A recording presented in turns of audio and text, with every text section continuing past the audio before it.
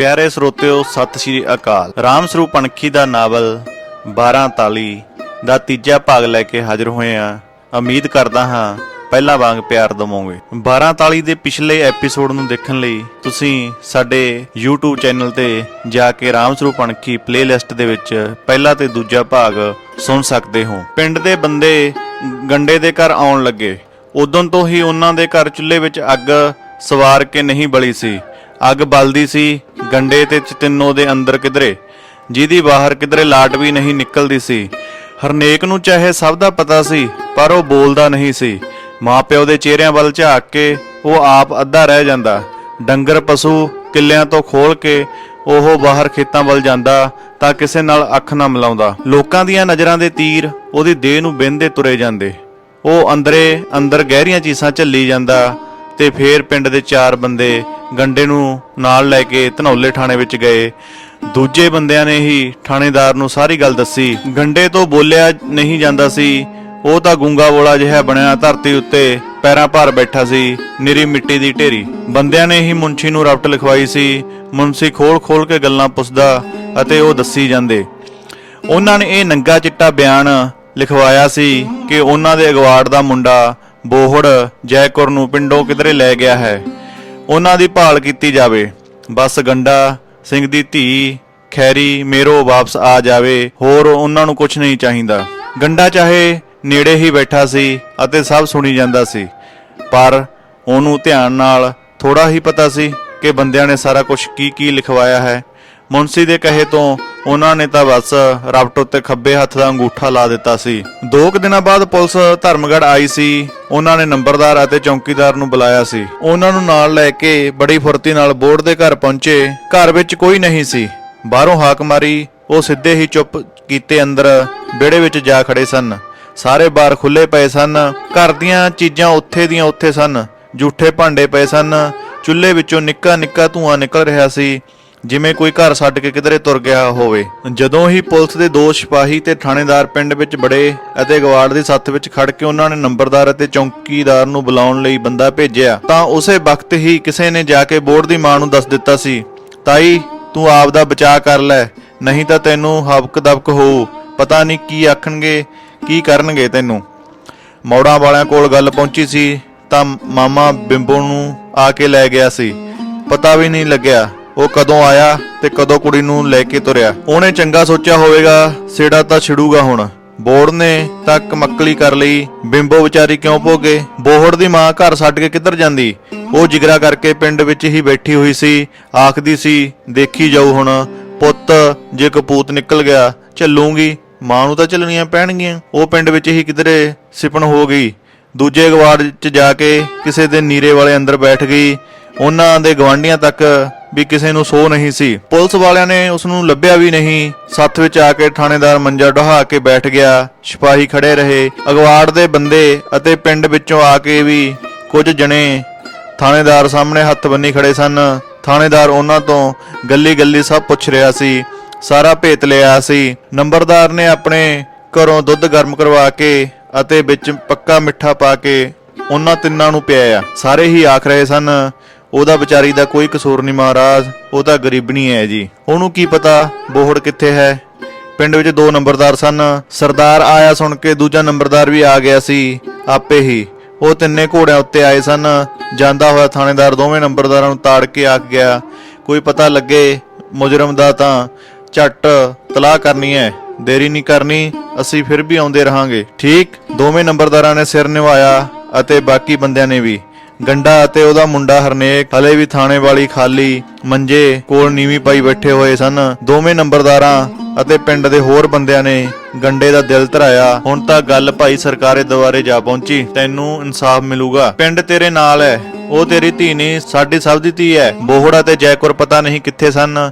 ਪਿੰਡ ਵਿੱਚ ਇਹ ਵੀ ਹਵਾ ਸੀ ਕਿ ਉਹ ਕੁਝ ਦਿਨ ਚੱਕ ਪਾਈ ਕੇ ਭੂਆ ਦੇ ਪਿੰਡ ਰਿਹਾ ਸੀ ਅਤੇ ਉੱਥੋਂ ਉਹ ਦੋਵੇਂ ਪਤਾ ਨਹੀਂ ਕਿੱਧਰ ਨੂੰ ਤੁਰ ਗਏ ਸਨ। ਭੂਆ ਦੇ ਮੁੰਡਿਆਂ ਨੂੰ ਵੀ ਕੋਈ ਇਲਮ ਨਹੀਂ ਸੀ ਉਹਨਾਂ ਦਾ। ਪੁਲਿਸ ਫੇਰ ਵੀ ਕਦੇ-ਕਦੇ ਧਰਮਗੜ੍ਹ ਆਉਂਦੀ, ਬੁੜੀ ਨੂੰ ਬੋਹੜ ਬਾਰੇ ਪੁੱਛਦੀ, ਉਹ ਕੁਝ ਵੀ ਨਹੀਂ ਸੀ ਆਖ ਸਕਦੀ। ਉਹਨੂੰ ਤਾਂ ਆਪ ਝੋਰਾ ਸੀ ਪੁੱਤ ਦਾ। ਜਦੋਂ ਹੀ ਪੁਲਿਸ ਆਉਂਦੀ, ਪਿੰਡ ਦੇ ਦੋਵੇਂ ਨੰਬਰਦਾਰ ਅਤੇ ਗਵਾੜ ਦੇ ਹੋਰ ਬੰਦੇ ਝੱਟ ਇਕੱਠੇ ਹੋ ਜਾਂਦੇ ਅਤੇ ਬੋਹੜ ਦੀ ਮਾਂ ਦਾ ਪੱਖ ਕਰਦੇ। ਜਦੋਂ ਪਿੰਡ ਬੁੜੀ ਦੇ ਨਾਲ ਸੀ, ਕੀ ਕਰਦੀ ਪੁਲਿਸ? ਗੰਡਾ ਵੀ ਬੁੜੀ ਦੇ ਕੋਈ ਖਾਸ ਖਿਲਾਫ ਨਹੀਂ ਸੀ। ਉਹ ਸਮਝਦਾ ਸੀ ਕਿ ਮਾਂ ਵਿਚਾਰੀ ਦਾ ਇਹਦੇ ਵਿੱਚ ਕੀ ਦਖਲ ਹੈ, ਉਹ ਤਾਂ ਆਪ ਦੁਖੀ ਹੈ ਪੁੱਤ ਨੂੰ ਗਵਾ ਕੇ। ਬਿੰਬੋ ਨੂੰ ਮੌੜੀ ਤੋਰ ਰੱਖਿਆ ਹੈ। ਵਕਤ ਤੇਜ਼ ਰਫ਼ਤਾਰ ਨਾਲ ਨਿਕਲਣ ਲੱਗਿਆ।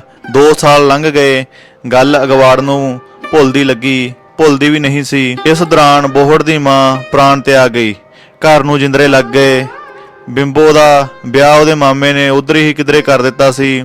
ਧਰਮਗੜ੍ਹ ਦਾ ਕੋਈ ਬੰਦਾ ਨਹੀਂ ਗਿਆ, ਨਾ ਹੀ ਕਿਸੇ ਨੂੰ ਬੁਲਾਇਆ ਗਿਆ ਸੀ। ਗੰਡਾ ਤੇ ਉਹਦਾ ਮੁੰਡਾ ਹਰਨੇਕ ਖੇਤੀ ਦੇ ਕੰਮ ਵਿੱਚ ਪਹਿਲਾਂ ਵਾਂਗ ਹੀ ਰੁੱਝ ਗਏ, ਜਿਵੇਂ ਘਰ ਵਿੱਚ ਮਾੜਾ ਕੁਝ ਵਾਪਰਿਆ ਹੀ ਨਾ ਹੋਵੇ। ਚਿਤਿੰਨੋ ਹਾਰ ਚੁੱਕੀ ਸੀ, ਐਵੇਂ ਦੇਹ ਨੂੰ ਚੁੱਕੀ ਫਿਰਦੀ। ਇਸ ਦੌਰਾਨ ਬੋਹੜਾ ਤੇ ਜੈਕੁਰ ਪਤਾ ਨਹੀਂ ਕਿੱਥੇ-ਕਿੱਥੇ ਲੁਕਦੇ ਫਿਰਦੇ ਰਹੇ। ਅਖੀਰ ਉਹ ਬੀਕਾਨੇਰ ਜਾ ਕੇ ਫੜੇ ਗਏ। ਉੱਥੋਂ ਦੀ ਪੁਲਿਸ ਨੂੰ ਉਹਨਾਂ ਉੱਤੇ ਸ਼ੱਕ ਹੋ ਗਿਆ ਸੀ। ਬੀਕਾਨੇਰ ਦਾ ਰਾਜਾ ਬੜਾ ਸਖਤ ਸੀ। ਉਹਨੇ ਆਪਣੇ ਸਿਪਾਹੀ ਭੇਜ ਕੇ ਉਹਨਾਂ ਨੂੰ ਦੋਵਾਂ ਨੂੰ ਨਾਭੇ ਦੇ ਰਾਜੇ ਕੋਲ ਭੇਜ ਦਿੱਤਾ। ਧਨੌਲੇ ਦੀ ਪੁਲਿਸ ਭੇਜੀ ਗਈ। ਆਖਰ ਉਹਨਾਂ ਨੂੰ ਨਾਭੇ ਦੀ ਜੇਲ੍ਹ ਵਿੱਚ ਬੰਦ ਕਰ ਦਿੱਤਾ ਗਿਆ। ਮੁਕੱਦਮਾ ਤੁਰ ਪਿਆ। ਮੈਜਿਸਟ੍ਰੇਟ ਦੇ ਪੇਸ਼ੀਆਂ ਪੈਣ ਲੱਗੀਆਂ। ਧਰਮਗੜ੍ਹ ਦੇ ਬੰਦੇ ਆਉਂਦੇ, ਨੰਬਰਦਾਰ ਆਉਂਦੇ, ਗੰਡਾ ਉਹਨਾਂ ਨੂੰ ਆਪ ਲੈ ਕੇ ਆਉਂਦਾ। ਸਾਲ ਭਰ ਮੁਕੱਦਮਾ ਚੱਲਦਾ ਰਿਹਾ। ਬੋਹੜ ਦਾ ਪਿੰਡ ਵਿੱਚ ਕੋਈ ਪੱਖ ਨਹੀਂ ਸੀ।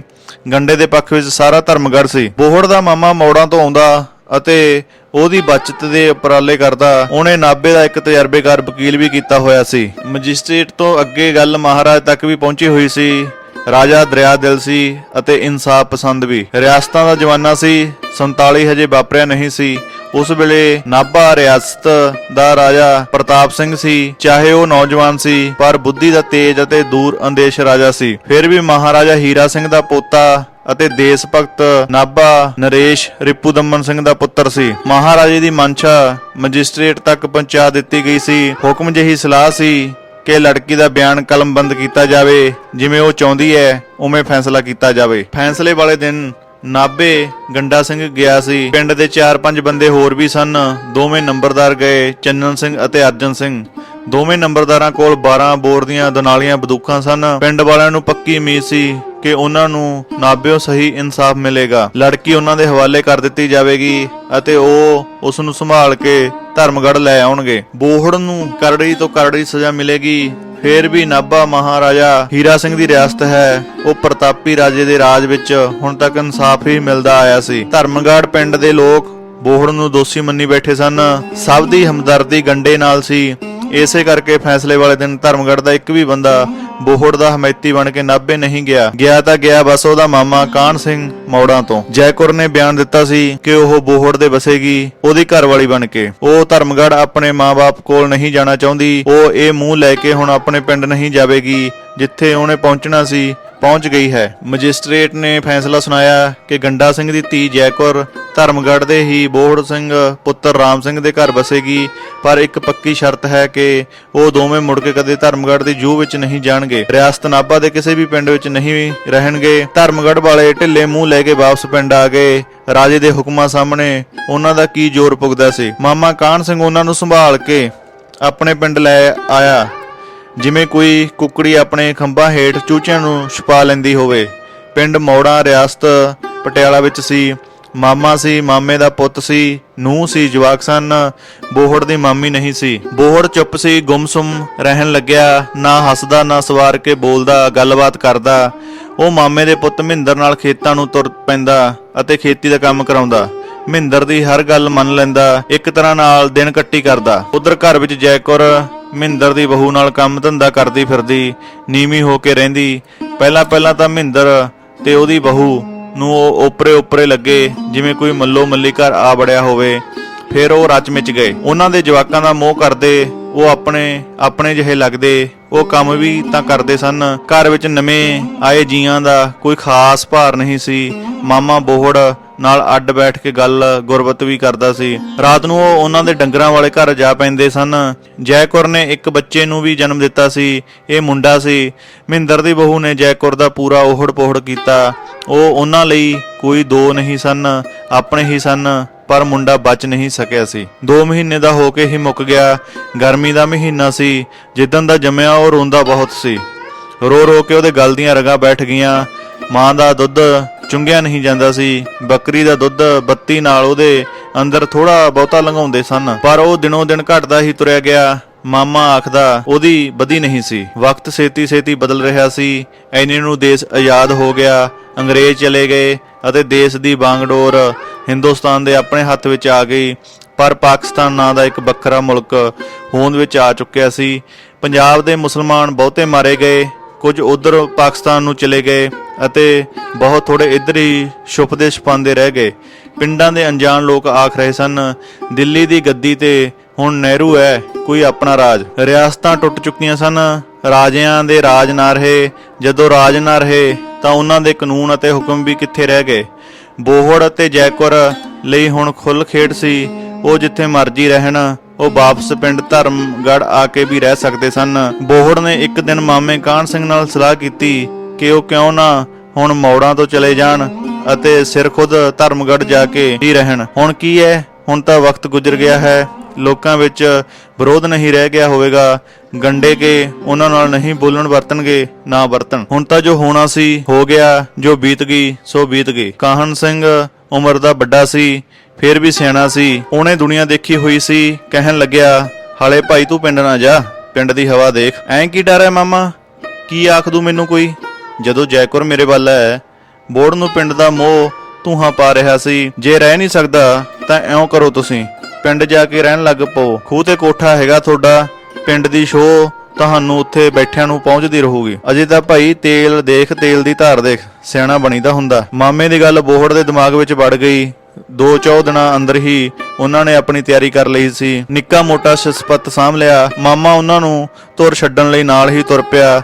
ਜੈਕੁਰ ਆਉਂਦੀ ਹੋਈ ਮਹਿੰਦਰ ਦੀ ਬਹੂ ਨੂੰ ਜੱਫੀ ਪਾ ਕੇ ਮਿਲ ਰਹੀ ਸੀ। ਜਵਾਕਾਂ ਨੂੰ ਗੋਦੀ ਵਿੱਚ ਲੈ ਕੇ ਲਾਡ ਪਿਆਰ ਕੀਤਾ। ਧਰਮਗੜ੍ਹ ਉਹਨਾਂ ਦਾ ਖੇਤ ਪਿੰਡ ਤੋਂ ਕੋਹ ਦੀ ਬਾਟ ਉੱਤੇ ਸੀ। ਕੋਠੇ ਨੂੰ ਤਖਤੇ ਤਾਂ ਸਨ, ਪਰ ਅੰਦਰ ਕੁਝ ਨਹੀਂ ਸੀ। ਤਿੰਨ ਪਾਸੇ ਕੰਧਾਂ ਵਿੱਚ ਛੱਡੇ ਹੋਏ ਮੋਰੇ ਕੋਠੇ ਦੀ ਚੁੱਪ ਨੂੰ ਬਾਹਰਲੇ ਦੁਨੀਆ ਨਾਲ ਜੋੜਦੇ ਸਨ। ਕੰਨਾਂ ਵਿੱਚ ਹਵਾਵਾਂ ਦੇ ਬੋਲ ਗੂੰਜਦੇ ਅਤੇ ਮੋਰਿਆਂ ਵਿੱਚ ਦੀ ਅੰਦਰ ਆ ਰਹੀ ਰੌਸ਼ਨੀ ਕੋਠੇ ਦਾ ਜੁਗਰਾਫੀਆ ਸਮਝਾਉਂਦੀ। ਨੇੜੇ ਦੇ ਖੇਤਾਂ ਵਿੱਚ 2 ਕੋਠੇ ਹੋਰ ਵੀ ਸਨ। ਬੋਹੜ ਇੱਕ ਕੋਠੇ ਵਿੱਚ ਗਿਆ ਅਤੇ ਉਹਨਾਂ ਦਾ ਮੰਜਾ ਚੁੱਕ ਲਿਆ। ਉੱਥੇ ਉਹਨਾਂ ਦਾ ਕੋਈ ਨਹੀਂ ਸੀ, ਪਰ ਬੋਹੜ ਨੂੰ ਪਤਾ ਨਹੀਂ ਸੀ ਉਹ ਕਿਹਦਾ ਕੋਠਾ ਹੈ।